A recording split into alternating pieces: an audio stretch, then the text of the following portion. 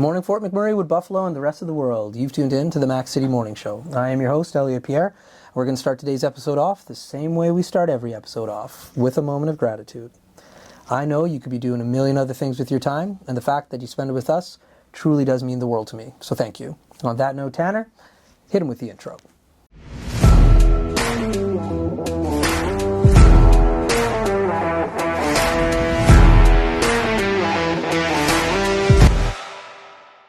Hey, it's Keith Simpson here. I'm the general manager of Norel Toyota, soon to be Fort McMurray Toyota. Pretty excited for our new dealership.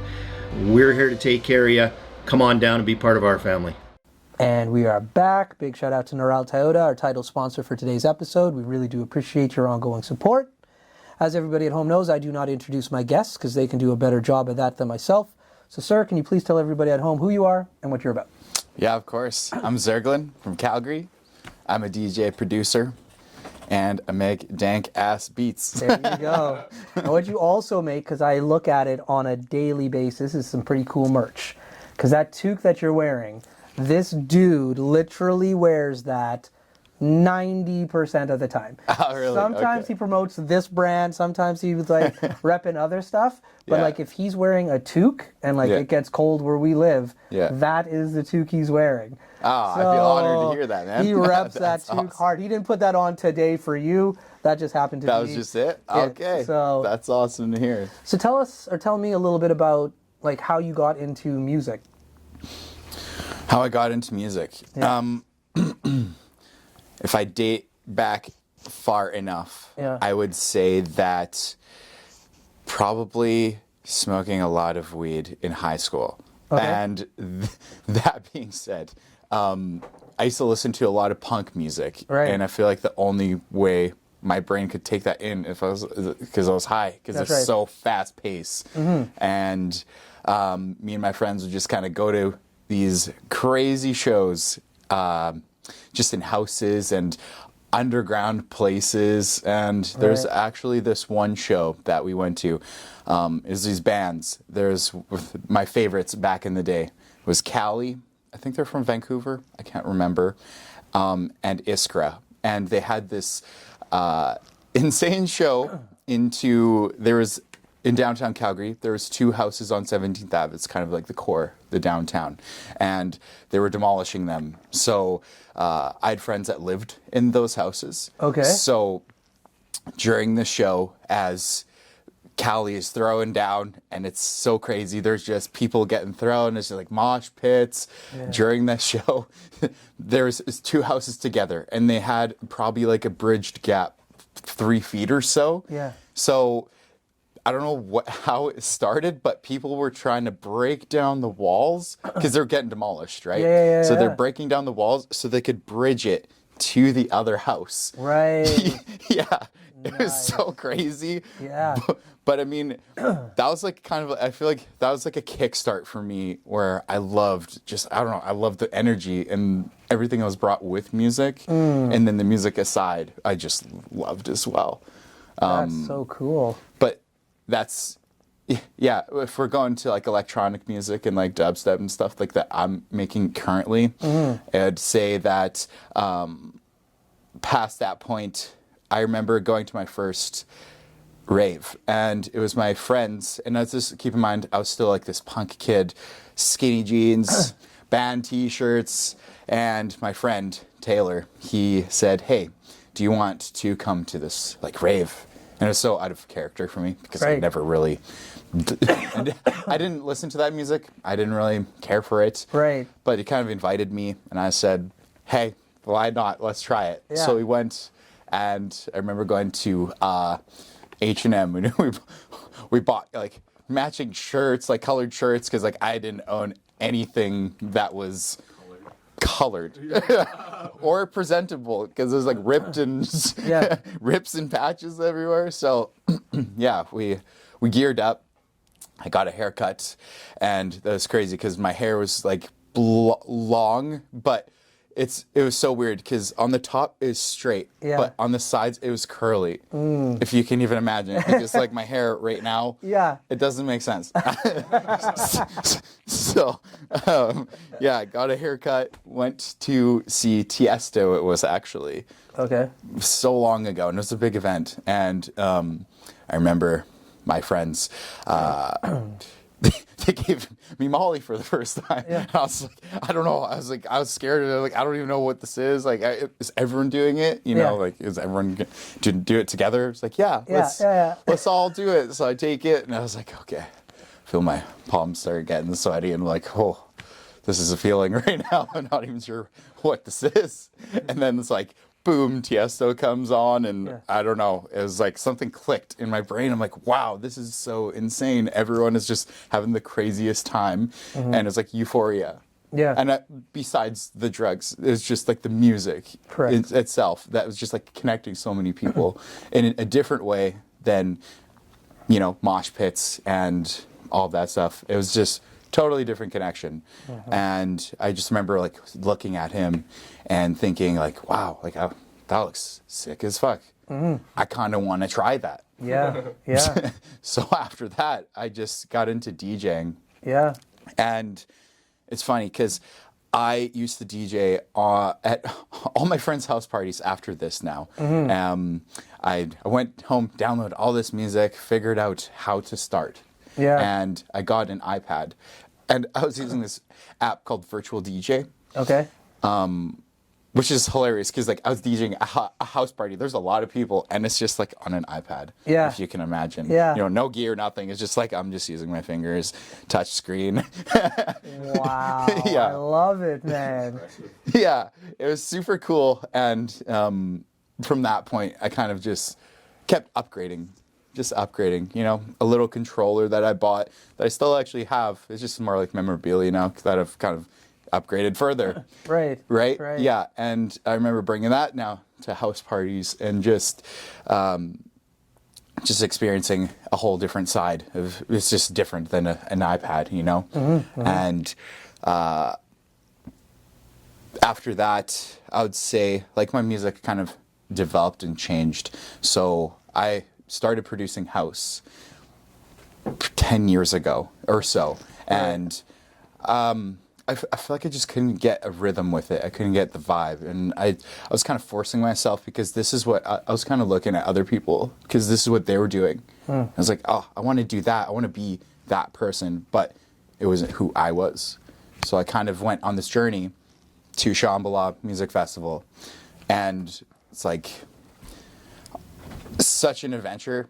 And after that festival, it's like so much clicked in my brain with my music taste even. It's like, wow, there's so much more than just house music. There's all this crazy, weird energy, but in a good way, but like sounds and just trippy, and people are moving all around like this instead of, you know, 4x4 beats. So after that experience, I went home and I really like wrote a list down of like what I wanted or what I learned from that experience. What did I see myself growing into as an artist, and what I truly enjoyed. And it was just like everything I am right now, which is like just a lot of bass music, drum and bass. I didn't even know drum and bass existed until Shambhala, basically. I did, but I didn't because I didn't really look into it more. You didn't hear it that way. Yeah, exactly. And it just like key to the door, and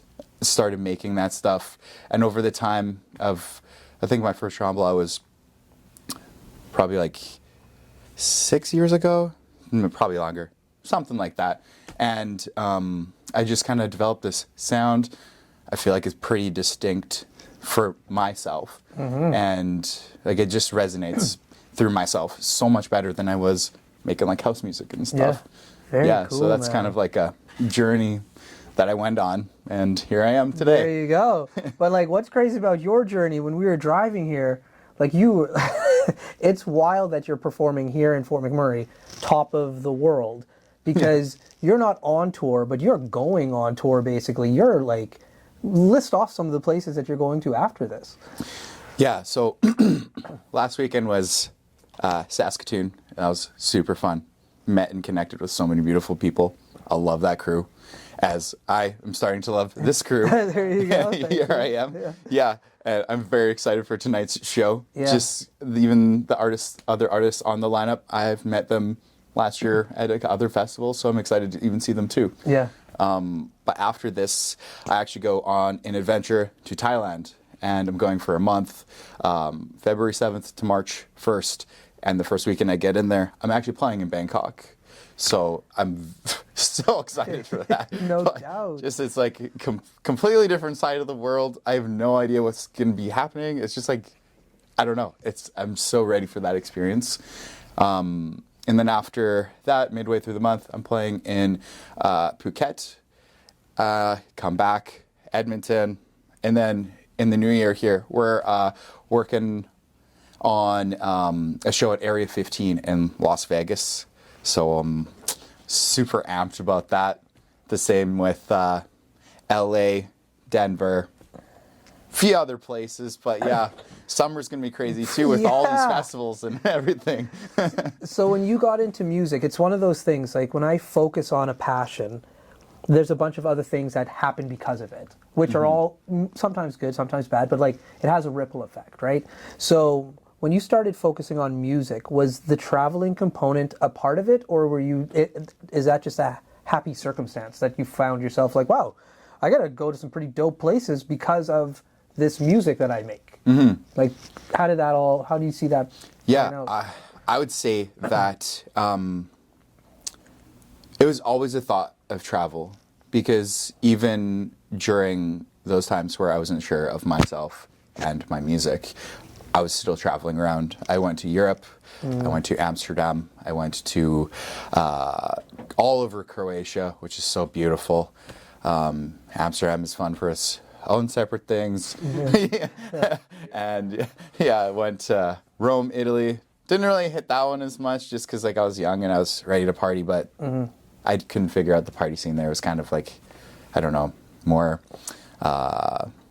monumental. There's a lot to look at, you know? Right. Yeah, which is still really beautiful in a sense, but in that mindset I wasn't ready for that.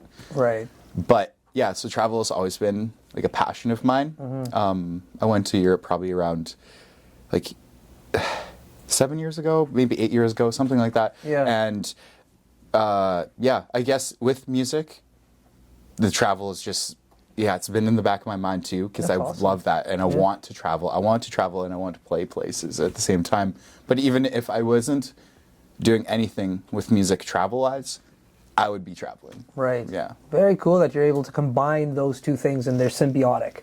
Yeah, for And sure. I used to do, and sometimes I still do coaching for like younger children, right? For high school students or university students. And everybody wants to travel. And I tell them there's lots of ways you can travel and get paid for it. May it be making music. You can like be a recruiter like I used to be. You can work on a cruise ship. You can like do all these things. Travel, people just think they can travel anywhere. But like you traveled to Fort McMurray today. Yeah. So like you can think of different like careers that help you with your travel, but not a lot of people get to combine two passions like you've been able to do. Yeah. It's a pretty like, I'm very grateful. yeah, man, that's Very pretty grateful. dope. Yeah. Super happy with the experiences like I've just had, and it's honestly just starting. Last year was my first travel experience to go somewhere, and I actually was supposed to play this festival Altitude last year in Vancouver, but there was fires.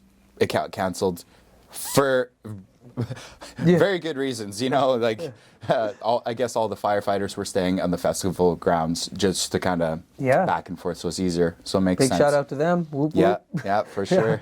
And but the people that was throwing the festival still said like, you should just come out anyways, and we'll book you to play a show here.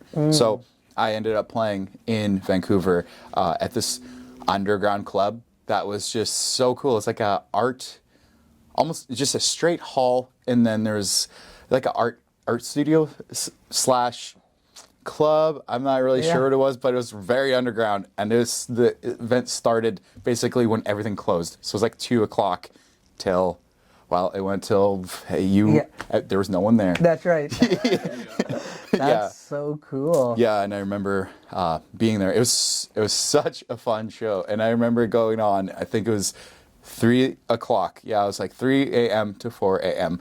And I was thinking in my head like, oh, no one's gonna be here. Like it just seems kind of strange, you know? Yeah. That place was packed. Yeah. I was sweating. There was no airflow whatsoever. Yeah. So there was this giant fan on the ceiling. I swear to God, it was just circling around the moisture. And Moist. yeah, it's so moist. That's so hilarious. as I'm playing, I have this really bright pink shirt. And by the end of it, it was dark because I am not joking. I sweated through the whole thing. Yeah. The whole thing. I was completely drenched. And as I'm coming off the stage, people are like, oh my God, that was so crazy. And coming up to me, and I was like, no, wait. I'm so with sweat. Yeah. Like, I'm like, you don't want this. They're like, I want it. I don't care. Come in here. They're And probably just as wet as you. yeah, they kind of get him for a hug. And I'm like, they regret this for sure. That's hilarious. Yeah. Well, listen, man, Tanner tapped his phone, so that means he's got his questions ready for his segment called the Mac City Minute. But before we get there, we're going to throw to an ad. Carrie, take it away. Hi, it's Carrie with Patchouli Rose Herbal Apothecary. I know our summer is coming quickly to an end. And during the summer, we always think of applying our sunscreen. But sunscreen is a product that we should be using every day of the year to protect our skin against harmful UVA and UVB rays, also against premature aging. I have a product called Dandelion Harvest, which is moisturizing, anti-inflammatory, and is great for anti-aging. You can use this every day of the year, and it's very moisturizing. If you want to check this product and any of my other products out, please go to patchoulirose.com. And we're back. Big shout out to Carrie Patchouli Rose. Tanner, hit him with the Mac City Minute. Question number 1. What is one song from your childhood that you would want to remix today? Oh. Like immediately, I'd have to say, it's so hard to pick between Metallica songs because all of them are so good. You know what? I'd have to say Hell's Bells AC/DC. I feel like that's a good one. Question number 2. What has been your favorite food you've tried while on the road playing a show? Favorite food. I can't name the favorite food, but I did try these sour candies actually today that were pretty good. Question number 3. If you could collab with any artist, what artist would you pick? Easy. Zed's dead. I'm rapping them right now. So, I mean, that would be them for sure. Question number 4. What is one of your favorite moments you have while being on stage? I absolutely love, and it's not just one moment because there's been so many that have just been the exact same moment, but just different spaces. I would have to say when I play one of my songs that is just unreleased and I hear everyone scream, that feeling right there, that is so iconic. And your final question. What is one thing you do to make yourself smile on a tough day? Say 3 things I'm grateful for. And I'd say like that's pretty good. Those have been your 5 questions. Yeah. And the conversation begins. So, You got 2 minutes. oh shit. Okay, we're gonna obviously you're here for a little while. They only get 20 minutes. Then that's how we cap out the show.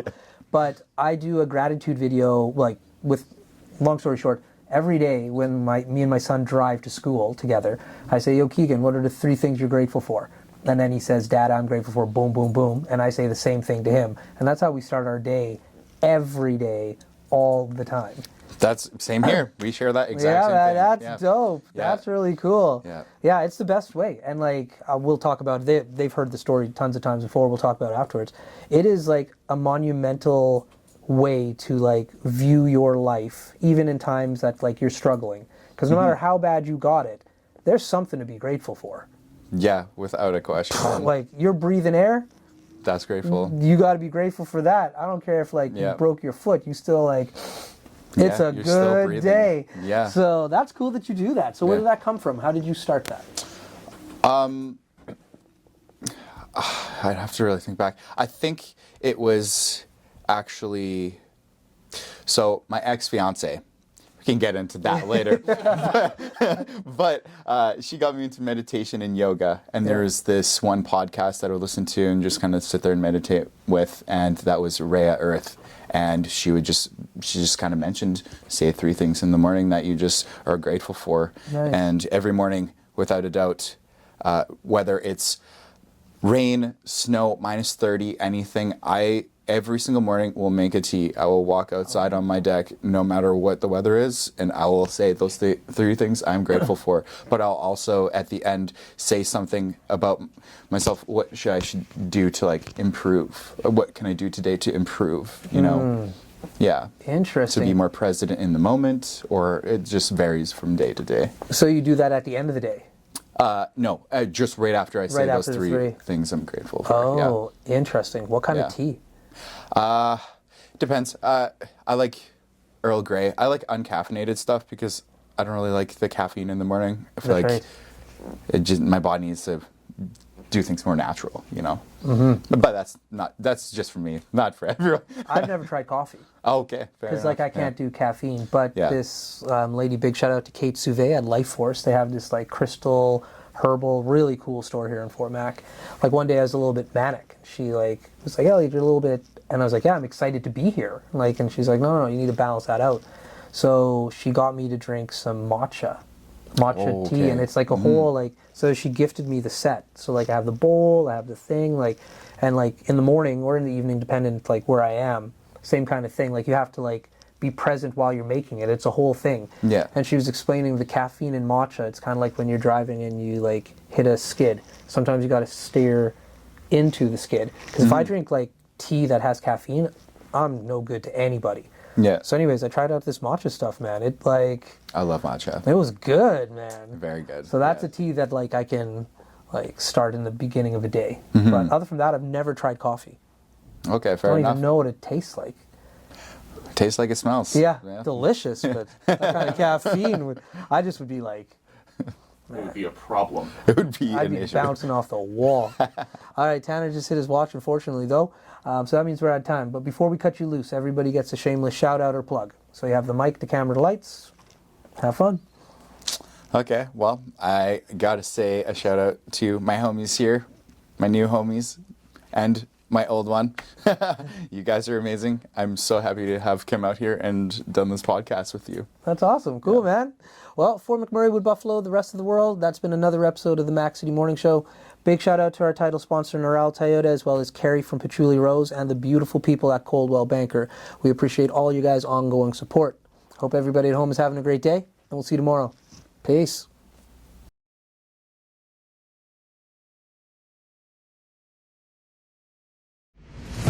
What a deadly old way to end another morning show. Later, boss. It's so ballistic!